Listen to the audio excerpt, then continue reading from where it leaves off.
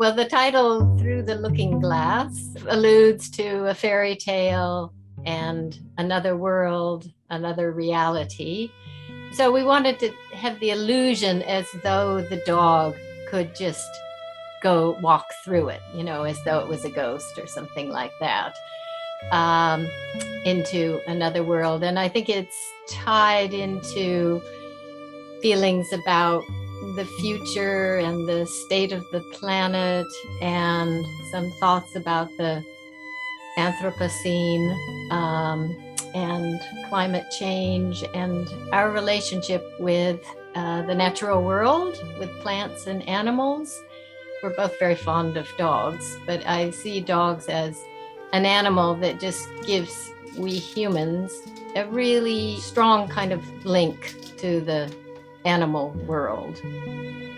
When we make these, we design them, we do it on the computer, and we have a lot of models, virtual models.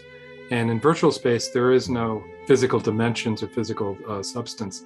So when you pull something through something else, it's easy to pull a three-dimensional object right through another one without realizing it. And by accident, I did that, and we looked at it and thought it looked interesting. And that's basically how we started this. And of course, getting to the title, the work is intuitive, but the title afterwards, we try and figure out, well, what does this all mean? Where does the meaning come from? I use up to 6, sometimes 7 different software to create the dog. So you can see this is sliced into 21 pieces, and I take each piece, bring it into a separate piece of software, and this one is a software that slices it into the thin layers that are then printed layer by layer on the 3D printers.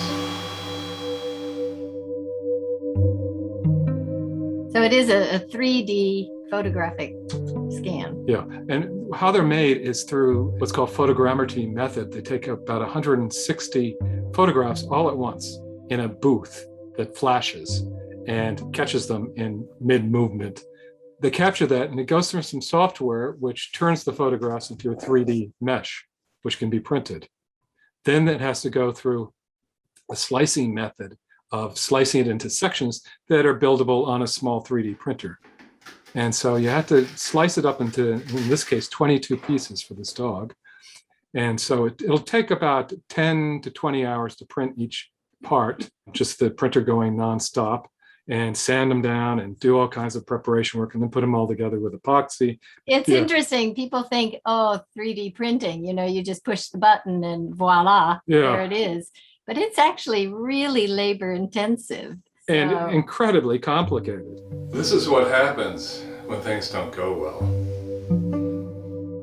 We had been moving along with thinking about furniture, which is a very human construct in relation to animals. My friend Evelyn Riley is the poet who is collaborating with us. And so she's put the words on all of the drawers.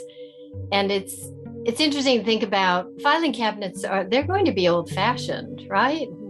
Information is on the web, it's on the cloud, and we aren't going to have these piles and piles of documents. But thinking what has been researched or what has been kept, or information that might be really valuable, which is what gets put into filing cabinets.